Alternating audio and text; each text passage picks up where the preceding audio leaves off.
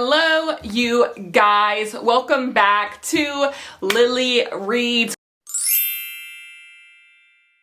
We are here for a September wrap up. I'm going to talk to you guys about all the books that I read. September was a very good reading month. I enjoyed a lot of the books that I read. I did read less books this month than I usually read in a month, but I don't think that's bad. I think I had a solid reading month. There was some good finds up in there. So what can you ask for? You really cannot ask for much more than that. So we are just going to immediately get into it. So I read Under One Roof by Ali Hazelwood, which is one of her novellas. I gave this book 3 out of 5 stars. So if I can remember it, I believe that she gets left a house, and when she gets to the house, one of the family members of the woman who left her the house, I believe it was her professor or something, left her a house. One of the family members of the professor is already living in the house, and so they decide to just live in the house together. Neither of them wants to concede and say, you live here, me live there. So they just decide to live in the home together. And so they're living under one roof, and they start liking one another. Y'all know how it goes. It's a romance novel. I did find this to be a lot better than The Love Hypothesis. I hated The Love Hypothesis. I haven't even thought about The Love Hypothesis since the last time I read it. Did not like The Love Hypothesis, but I did find this to be fine. 3-star fine. I didn't actually read this in August. I read this in August, so it shows you that it didn't really cling to me, because I forgot that I read it, because that's why it's not in the August wrap up. But it was fine. It was better than The Love Hypothesis to me. I have not been able to get my hands on Love on the Brain by Ali Hazelwood that just came out. Like I said, not opposed to reading Ali Hazelwood. It's just I didn't like one book, but this book was fine. I did tell myself if I hated this book, I wasn't going to read any more Ali Hazelwood. So the fact that I thought this was just okay, it was just okay, I can read more Ali Hazelwood. There's potential there. I read The Hookup Plan by Farah Khan. I gave this book 4 out of 5 stars. We are dealing with high school enemies turned lovers. Also, we're dealing with this friends with benefits type trope we have going on here. So you have Drew and you have London. They are both at a high school reunion. They get to talking, and our main character London is I need to relieve some stress. So she decides she's going to relieve some stress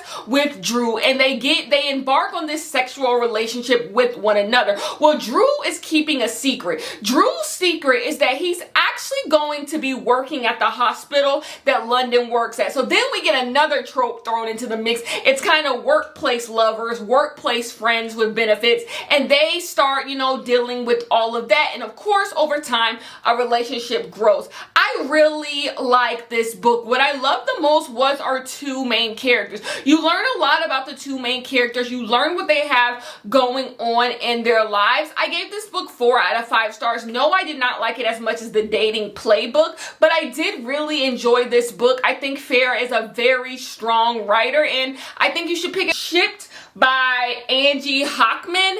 This book is about 2 workers. Now, they work remote from each other. One of them works in one city, another works in another city, and they got beef. They got beef because of a misunderstanding that happened at work. She feels like this guy has been taking credit for a lot of her work. She already feels underappreciated in the workplace. So basically, she is up for a promotion, but so is the guy who she thinks is stealing her work. So they decide to go on a cruise. The boss at their work is going to send them on a cruise, and whoever comes back with the best plan on how to get people to go on this cruise, because they work at a cruise ship company, then they get the promotion. So these 2 people who work at a company, they are going on a cruise together. I gave this book 3 out of 5 stars. I have heard a lot of negative things about this book, and when it comes to vacation romances, the honeymooners, people we meet on vacation, then you have this. This is the worst of the 3 in my opinion, but I just thought this book was just mediocre. It was fine. It wasn't horrible.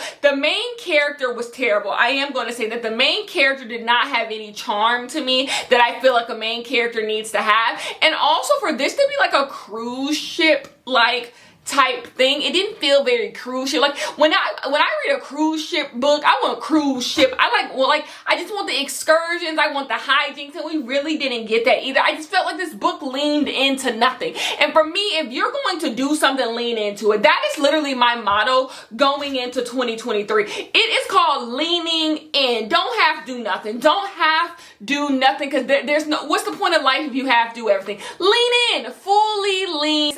The Layover. Did I give this book 5 stars or did I give this book 4 stars? I have my stuff up right now. Let's see what I gave this book. I gave this book 4 stars. Okay, so this book is about a woman.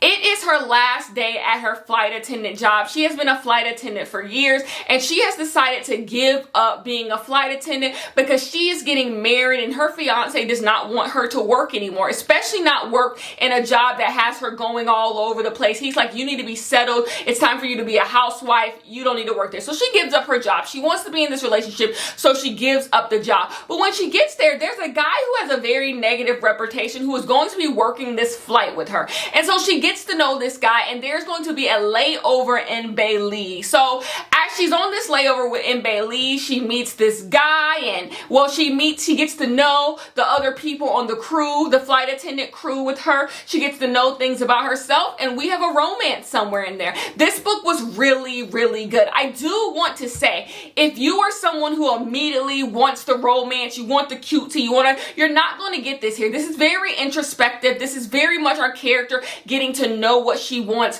what she likes, and all of that. But I enjoy that part of it. I love the slow burn of the romance. I just really enjoyed this book, and there's really nothing more I can say beyond that. I enjoyed the hell. Next book we have is Wait For It. What is Wait For It about? Wait For It is about this woman who, she's been divorced twice and she's only 28 years old. And so basically one of her ex-husbands is about to propose to her again. He wants to get back with her. So she tells him hey, I'm moving to Arizona, because she has a friend who has a company in Arizona, and that friend wants her to come work for the company. At first she wasn't going to do it. She likes her life, but she wants to get away from her ex-husband. So she sure, I am going to go. So she ends up going down to Arizona. Her friends hook her up. They're like, we have a guy who owes us a favor, so he's going to allow us to let you stay some time in his guest house. So when she moves into this guy's guest house, he has all these rules. She thinks there's this old man living in this house who has all these rules. He doesn't want her there. But lo and behold, it is not an old man who lives in this house. There is a man who lives in the house. He has had a lot of health issues, so he's kind of a hermit. He doesn't really get out, but eventually they do strike up a relationship while she is in Arizona. And this book is just all about her living in Arizona, her trying to find her footing in her career, and also her dealing with her landlord, basically, who is kind of an asshole. This book was not good to me. I believe the second half is better than the first half, but the second half don't make up for the mess that is the first half. The first half is an absolute mess. It is an absolute slog. I still can't believe that I got through it. I gave this book 2 out of 5 stars. It's just heavy on the misogynistic language. They make the character so mean to the point of irredeemable. I hate mean main characters. I don't like it. It's not my favorite thing in the world. But I could excuse it if there was reason. There wasn't any reason for it. It wasn't good. Where Is Your Husband? This was the Lily Reads book club pick for August. And I think collectively, you want to know what? Of the 3 books we have read, this is the one that had the most mixed reviews. We had someone who put it down to a 2. You had some people who gave it 4s and 5s. Me personally, I gave this book 3 out of 5 stars. So you have Yinka. Yinka is from a very Nigerian family, and basically they want her to get married. They're like, we don't care about your career, we don't care about nothing, we want you to get married. So she is at her sister's baby shower, and she tells her family, hey, I don't need to get married, I have a career, I'm up for a promotion, I just got a promotion. Well, when she goes into work the next day, they tell her not only is she not getting the promotion, but she's fired. So she's feeling low on herself. But also at that baby shower, one of her cousins said that they were getting married. So she's already in this loop. She thinks she has a job. She don't have a job. Her sister having a baby. Her cousin getting married. So she's just all out of whack. But at her cousin's engagement party, she runs into her ex. ex. She runs into her ex who she thought she was gonna marry, and basically she runs into her ex and he's getting married. And so she claims that she has like a boyfriend. She has a boyfriend and he's gonna be at the wedding, so stay tuned for him. So basically she comes up with this idea of trying to find someone to marry her, someone to be with her before this wedding comes. And throughout the book, you just watch Yinka spiral and try to figure out, like, what is she going to do with her life, dealing with the pressures that society and her family are putting on her. I don't fully remember all my thoughts on this book. I read this entire book in one day, so like it's all a blur, but you can always go watch the live stream that is for this book that we do. And also, I think overall, I just felt like Yinka wasn't a very developed character. We could have developed her character better so her decisions made more sense, and so that when things happen in the book, it packed a bigger punch. I think that would have been better, because I feel like the punches that this book wants to hit you with just don't land as well as they could, because we don't know enough about Yinka. You know? And then the actual love interest in the book, a little flat for me. I liked them, but like it was a little flat. Like, I don't know. The book that I read was Memphis. This book is about a family from Memphis and all of their generational trauma and everything that they are going through that has led them to the present day, and them overcoming, them not overcoming, death, and all of that. I thought this book was really, really good. It's 4.5 5 stars, but I did think this book was brilliant. If you do not like these black generational trauma type stories, this is not for you. But if you do want to read about a black family that has had it really tough in Memphis and have been through a fucking lot, this is the book for you. I thought it was done brilliantly. I thought it was done with care, and yeah, but I do give it all the trigger warnings. If you can find a trigger warning, this book probably has it. And so one of my 5-star predictions was the book Pizza Girl. I said I think I'm going to give this book 5 stars. Okay, Pizza Girl is about this girl who is pregnant and she is delivering pizzas. And as she is delivering pizzas, she delivers pizzas to another pregnant woman, and they start on this relationship. Both of them are having like relationship problems, and so like she feels like she has found someone who is just like her, and she kind of wants to, you know, like be a part of this woman's life. So in this book, you just follow her trying to find herself. People on Goodreads give this book the blues. For some, I did not expect the Goodreads score on this book to be as bad as it is, but I'm here to tell you they are wrong. I gave this book 4 out of 5 stars, and maybe if I think on it more, I might give it 5 out of 5 stars. I thought this book was brilliant. You are watching this pregnant young woman just go throughout life and trying to attach to something. She is trying to find some type of meaning, some type of purpose, and she can't find it. And then the people who are trying to give her that home, she's pushing them away because she feels like the grass is greener on the other side. I thought this book was brilliant. Like, when it comes to coming of age stories about people who are fumbling through life and don't know what they want to do, I just thought this was a very different take on that. Like, yes, you get the same stuff out of it that you usually get from this type of books, but I just thought it was a very nuanced take, and I loved it. I really, really loved it. The next book we have is Wahala. It's just a bunch of Wahala. We have Wahala. This book is about 3 women who live in the UK. And basically, they all have all types of relationship issues, family issues. Then one day, this woman who is friends with one of the 3 main ladies, she comes into their life and all types of shenanigans begin to happen. And so basically, you're following these 3 girls as their lives basically begin to fall apart once this girl enters their life. I gave this book 3.5 out of 5 stars. This book accomplished what it set out to accomplish, but it didn't do anything more than that to me. Like, it just, I also feel like these characters were wasted. These were such good characters, and now I'll never get to read a story again about these great characters. Like, I would just like to see these women in other stories, you know? And so, like, I won't get that. It was just fine. It was just perfectly fine. So I gave it 3.5 out of 5 stars. The next book we have is You Made a Fool of Death with Your Beauty. Okay, so this follows a girl named Faye. Faye is living in New York City, and basically her husband is